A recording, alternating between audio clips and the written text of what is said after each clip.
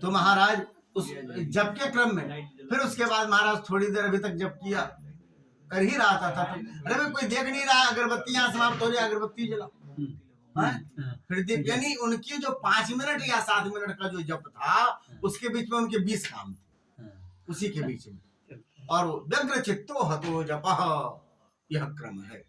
उस समय क्या करते हैं, उस देवता का स्मरण कीजिए।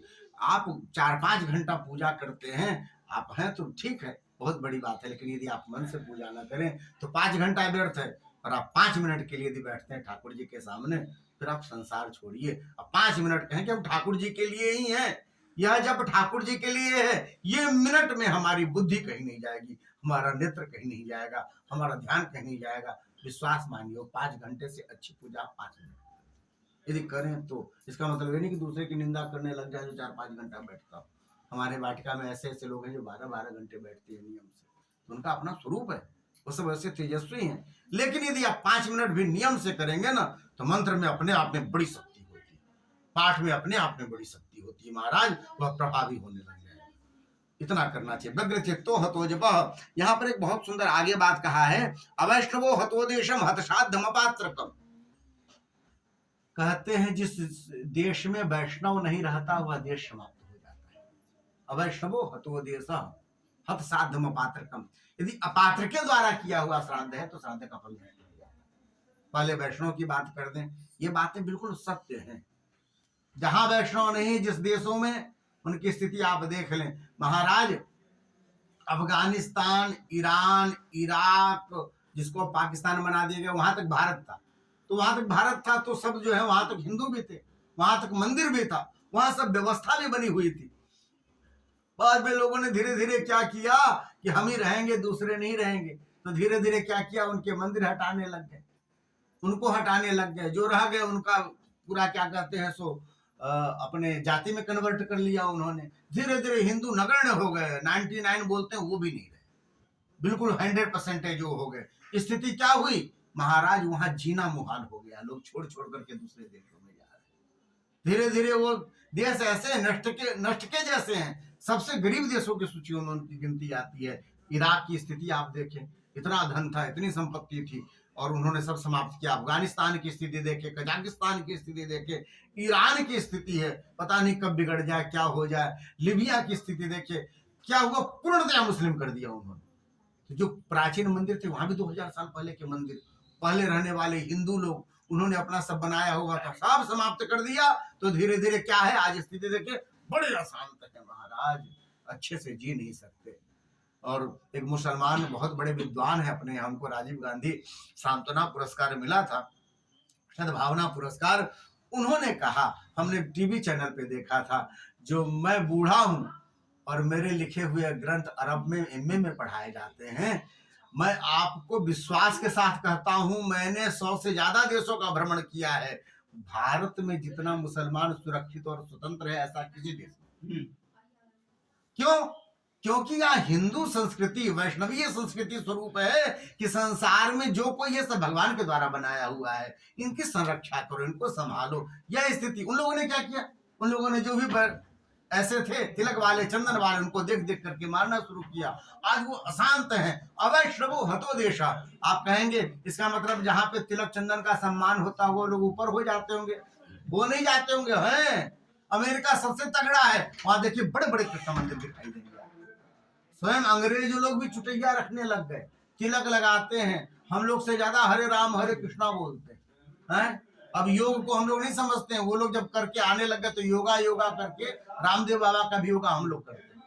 यह स्वरूप है। लंदन में आप देखिए बड़े बड़े मंदिर दिखाई देंगे जो संपन्न है, फ्रांस में बड़े मंदिर दिखाई देंगे, रूसी में बहुत बड़े बड़े मंदिर दिखाई देंगे जो संपन्न है। संपन्नता का मूल स्वरूप यही है, अवैष्णवो हतोदेशः। जहाँ वैष्णव का सम्मान हो, जहाँ ठाकुर जी का सम्मान हो, जहाँ ठाकुर जी विराजेंगे वहां लक्ष्मी जी तो अपने आप आएंगे। महाराज यह सब उनको समझाया है, और समझा करके फिर वे लेकर के उनको गए। हुआ क्या, सबके मन में बड़ी ग्लानि हुई, जो गांव वाले थे उनके मन में आई, देखो कथा भी हुई और हम पूरी तरह श्रवण नहीं कर पाए, और मिला जुला के पार्षदों ने हमारी हंसी कर दी, जो हमने मन से नहीं सुना। अपने जितने भी गांव वाले थे, सबने मिलकर के मीटिंग बुलाई, पंचायत किया, और पंचायत करके यह निश्चित किया गया कि भैया फिर से एक बार कथा होगी। और फिर से कथा जब होगी, अब हम लोग सब नियम से कथा श्रवण करेंगे। अब महाराज कथा की फिर से डेट बनाई गई, गोकर्ण जी को मनाया गया, गोकर्ण जी ने निश्चित किया, सुंदर मंडल आदि बनाए गए। और फिर से जब कथा बैठी है, गांव वालों ने क्या किया, अपना गाय गोरू बकरी जमीन जायदाद सब बच्चों को कहा, जो हमको बीच में बोलने मत आना कि गाय छोड़ करके चली गई, अपना संभालना, हम नहीं रहेंगे तो कैसे संभालोगे, वैसे ही संभालो, अपना संभालो। और हम जा रहे कथा सुनने के लिए, डिस्टर्ब मत करना। महाराज वहीं आकर के चले आए कथा मंडप में। अब क्या होता है कि वहां प्रातः काल जो है सुबह सुबह वेदी पूजन होता है। वेदी पूजन के समय सब रहते हैं, भगवान के भोलेनाथ के अभिषेक के समय सब रहते हैं। और उसके बाद महाराज फिर जब मूल पाठ होता है तो रहते हैं, जब कथा होती है तब रहते हैं। 10-12 घंटे का तो धीरे धीरे यहाँ भी होगा इसी तरह का क्रम। तो और उसके बाद सायंकालीन जब कथा हो जाती है, तब रात में बैठ करके सब झूम के खूब कीर्तन करते हैं। और खाया पिया आदमी नहीं रहता तो नींदो बहुत ज्यादा नहीं आता है। आप भोजन वोजन थोड़ा सा सात्विक कर लीजिए तो देखिएगा आपको नींद कम होने लग जाएगी धीरे धीरे। और उसके अलावा यदि ना हो तो फिर महाराज कस के यहाँ तक भात खाई, वो भी कढ़ी के साथ है, और बढ़िया ऊपर से 2-4 पकौड़ी बड़ी के साथ कढ़ी वाली रहे। उसके बाद देखिए महाराज दिनों में बैठे तो इसी से झुकेंगे सब। ये सब है खान पान की महिमा। तो सब सात्विक विचार से रहे, दूध पी करके रहे, फल फूल खा करके रहे, तो किसी को नींद आई नहीं। और बड़े प्रेम से उन्होंने जो है 7 दिन गुजारा। अद्भुत घटना घटी है महाराज, हम नहीं कह रहे हैं, सनकादि कुमार कह रहे हैं कि क्या घटना घटी। जब भी कथा पूरी हुई, भगवान अपने पार्षदों के साथ बीच कथा में चले आए। बोलिए नारायण भगवान की, लक्ष्मी नारायण भगवान की। भगवान आ गए और आकर के जैसे पूरे जितने भी लोग थे वहां पर सबको अपने विमान में बैठाया और स्वयं गोकर्ण को ऐसे छाती में लगाया और अपना एकाकार कर दिया, भाई तुम अभी हमारे में प्रवेश कर जाओ। ऐसा जब भी कहा महाराज, अब तो पूछिए मत, अब तो जय जयकार हो गई, भागवत की ऐसी महिमा। अरे तो ये बार घटना घटी है ऐसी। एक बार जब राम जी जा रहे थे अयोध्या से, तो पूरे अयोध्या वासियों को लेकर के गए थे, यथा रामेण संगत। यहाँ पर यह लाइन भी डाला गया है कि जैसे राम जी के साथ पूरे अयोध्या वासी गए थे, वैसे ही गोकर्ण जी अपने साथ पूरे गांव वालों को लेकर के चले गए। बोले भागवत भगवान की। महाराज यहाँ पर जो है भक्ति ज्ञान वैराग्य के साथ पुष्ट होकर के सुन रही थी। 7वें दिन बड़ी दिव्य कीर्तन हुआ। भगवान तो पहले से आके बैठे थे सनकादि कुमारों के कथा में, छुप करके बैठे थे, सबके हृदय में बैठे हुए थे। लेकिन जब अंतिम दिन हुआ है तो बोले अब थोड़ा आनंद आ जाए। कैसे? बोले प्रकट हो गए भगवान, भय प्रकट कृपाला दीन दयाला कौशल्या हितकारी। आनंद छा गया। अरे जिसके दर्शन के लिए लोग हजारों वर्ष की तपस्या करते हैं, जन्म जन्मांतर तक जो है लगे रहते हैं कि भगवान मिल जाए, दर्शन हो जाए, भागवत की कृपा, भगवान का दर्शन हो गया। जो दर्शन हो गया, अब तो महाराज सब प्रसन्न हो गए, सब खड़े हो गए, नाचने लग गए, गाने लग गए, झमाझम कीर्तन शुरू हो गया। ताल करताल सब बजा बजा के सब नाच रहे हैं, गा रहे हैं। और प्रहलाद ताल धारी तरल रचितया उद्धव कांस्य धारी वीणा धारी सुरसी स्वर कुशलतया राग करतार्जुनो भूत। कहते हैं महाराज झाल वाल कौन बजाते हैं? तो अपने सामान्य गृहस्थी में कहेंगे जो बेकार आदि बैठा है। गांव वाले कुछ करते नहीं, दिन भर बैठ के कीर्तने जमाते हैं हनुमान जी के सामने शनिवार को। नहीं महाराज, बेकार लोग नहीं बजाते। यहाँ बता रहे हैं कौन बजा रहे हैं? झाल करताल जो होता है, झाल। प्रहलाद तालधारी प्रहलाद जी महाराज, जो कहते हैं दैत्यों के जो सबसे बड़े भगवान के भक्त माने जाते हैं, श्री प्रहलाद जी महाराज वह ताल बजा रहे हैं। और जो हमारे उद्धव जी महाराज है, भगवान के मित्र, फ्रेंड, अपने सर्वस्व, वो कांस्यधारी, वो छोटा वाला झाल नहीं होता है, वो झाल बजा रहे हैं। और वीणाधारी सुरर्षि जी महाराज स्वयं देवर्षि नारद तो लेके ही घूमते हैं, वो वीणा बजा रहे हैं। अर्जुन जो है उनको गायन सिखाया गया था, स्वर्ग में नाचना और गायन सिखाया गया, तो 1 साल आपके काम दे गए। वहां पर उन्होंने अपनी राग रागनी छेड़ी है, अर्जुन गाने लग गए। इंद्र ने कहा हमें भी कुछ सेवा देनी चाहिए। भाई देवराज इंद्र है, उनको कौन बताएगा कि आप बजाओ? उन्होंने अपने आप मृदंग लिया, बोले हम जैसा स्वरूप है हम वैसा वाद्य यंत्र भी बजाएंगे। महाराज तो मृदंग बजाया है, इंद्रो वादिन मृदंगम। अब सनकादि कुमारों ने कहा हमको तो कुछ बजाने ही नहीं आता, न गाने आता, फिर क्या करें? बोले छोटे छोटे हाथ है ना, उठा करके जय जयकार कीजिए। बोले भक्त वत्सल भगवान की जय जय। सुकराह कीर्तने ते कुमारा यत्राग्रे भाव भक्ता सरस रचन या गात पुत्रो बभुआ। सबसे आगे से सुखदेव जी महाराज जो है भागवत के दिव्य श्लोकों का गायन कर रहे हैं, उस मृदंग में मिला के, उस ताल में मिला करके, उस झाल में मिला करके, उस जयकार में मिला करके कहीं भी छंद टूट नहीं रहा है। इस आनंद के वातावरण में महाराज नाचने लग गई बीच में भक्ति ज्ञान वैराग्य को लेकर के। और ननर्त मध्य तृकमेव तत्र भक्त्यादिकानां नटवर्ष तेजसाम अलौकिकन केतन में दीक्षा हरि प्रसन्नो पिचि बचो ब्रवितदो। महाराज ये नाची है, इतना झूम मचा है, इतनी जय जयकार मची है, भगवान प्रसन्न हो। अरे हम लोग का मन प्रसन्न हो जाता है जब झमाझम कीर्तन होता है।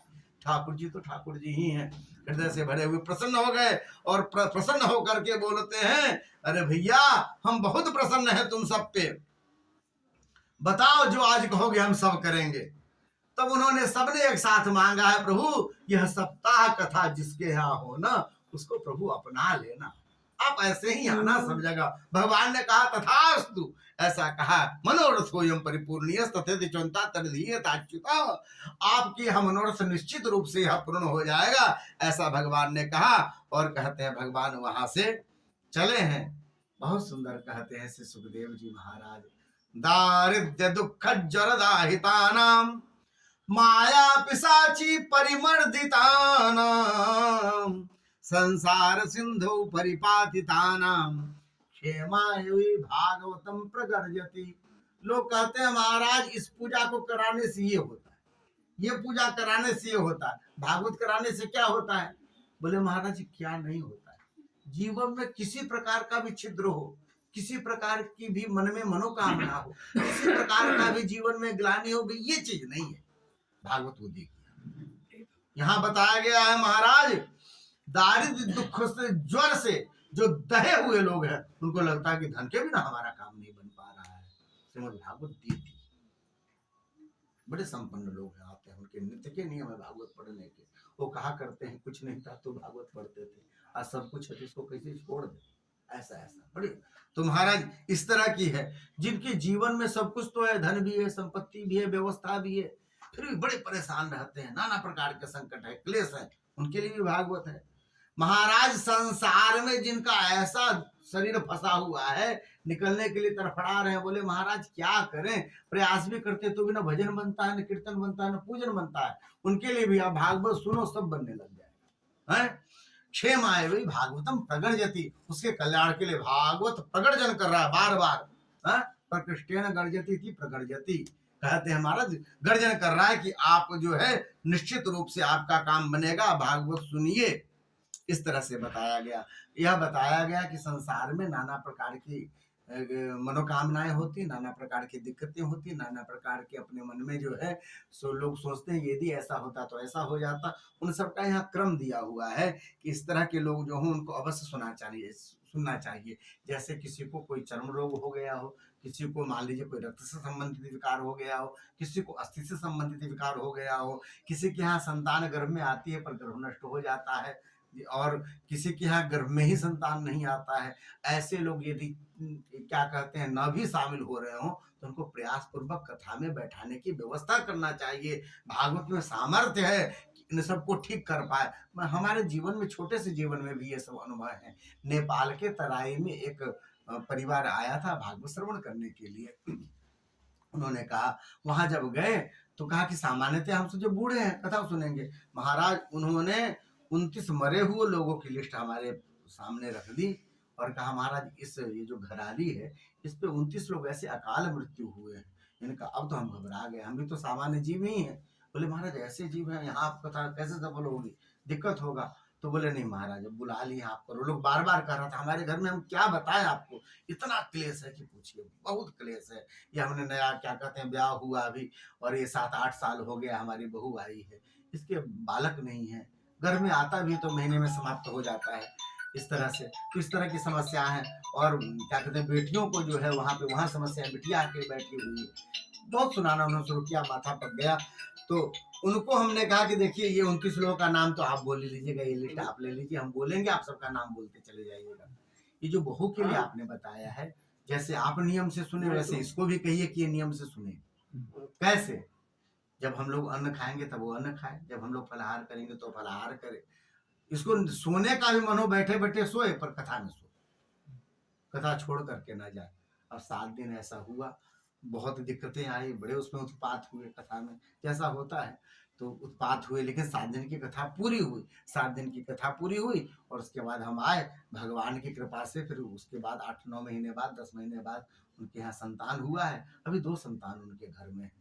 तो यहाँ पर ऐसा लिखा हुआ है कि इस तरह की समस्याएं भी यदि होती हो तो समझे तो जो चीजें है ही, लेकिन यदि कोई इसके कारण यदि समस्या, देखिए पितर जब नाराज होते हैं व्यक्ति के ना, तो 3 जगह जो है आपको उसकी दिक्कतें दिखाई देती। एक तो आपसी वैमनस्य बढ़ जाता है, घर परिवार में सब कुछ है, वैमनस्य बढ़ जाता है। दूसरी आर्थिक दिक्कतें होने लग जाती है, धन आता नहीं, जो धन है वो रुकने का रुकता नहीं है, उसमें कुछ ना कुछ क्षय होने लग जाता है। और तीसरी दिक्कत जो सबसे बड़ी होती है कि हमारा शादी ब्याह जल्दी नहीं होता, नहीं तो फिर संतान जल्दी नहीं होते, वंश आगे नहीं बढ़ता। तो लोग कहते हैं आपके यहाँ पितर का दोष है, आप इसको ठीक करा लीजिए। इसके सरल उपाय भी हैं और सामान्य उपाय भी हैं और विशिष्ट उपाय भी हैं। सरल उपाय हमारे प्रदीप मिश्रा जी आजकल टीवी में बोलते हैं, लोग की भीड़ मची है, 10 लाख लोग जमा हो गए थे सीहोर में, भगदड़ मच गई, टीवी में न्यूज आया। महाराज इतने सरल उपाय, एक चावल हाथ में लीजिए, हाथ में सटाइए, शिवलिंग में सटा दीजिए, भयानक पितृदोष होगा, आपके घर का नष्ट हो जाएगा। ब्राह्मण है बोल रहे हैं सामान्यतः। नहीं तो महाराज पितृदोषों में 2 कारणों 2 चीजें की जाती हैं, या तो उनके निमित्त देवताओं के निमित्त श्राद्ध होता है जिसको त्रिपिंडी श्राद्ध कहा जाता है, और भागवत कराया जाता है, इससे पितृदोष का शमन होता है, जैसा श्रीमद् भागवत में उल्लेख आया है। ये सब करने से भी जीवन में बदलाव आते, क्योंकि हमें यही सब करना पड़ता है, तो हम ये सब को देखते भी हैं, जो पहले क्या स्थिति थी, इसके कारण क्या दिक्कतें आई, बाद में क्या हुआ, क्योंकि व्यक्ति संपर्क में रहता है, तो यह बताया गया है। तो ये जो पितृदोष हैं, ये सब जो कारण है, इस तरह की जो दिक्कतें हैं, जो सब कुछ रहते हुए जो दिक्कतें हैं, शरीर स्वस्थ हो, सब कुछ हो, इसके बाद भी आप कष्ट में हैं, तो यह मानना चाहिए कि आपके जो पूर्वज हैं, इनको समय पे जल तिल आदि नहीं दिया गया था, जिसके कारण परंपरागत रूप से आपके यहाँ कष्ट है और यह कष्ट बढ़ेगा। इसलिए इन सब का उपाय इस रूप में करना चाहिए। बोलिए भक्त वत्सल भगवान की। उसे भी सरल उपाय आपको कहते हैं, यदि भगवान नाम में आपकी निष्ठा है तो भगवान के नाम को निरंतर जपिए, किसी प्रकार की आपको कोई विधि व्यवस्था करने की आवश्यकता नहीं पड़ेगी। यदि नहीं तो सामान्यतः यदि हम लोग की तरह रहते हैं, इन सबको यदि मानते हो तो इन सब का प्रयोग करना चाहिए और जीवन में इससे बदलाव आता है, यह मान के चलिए। इस तरह से महाराज यह कथा हम सबने श्रवण की।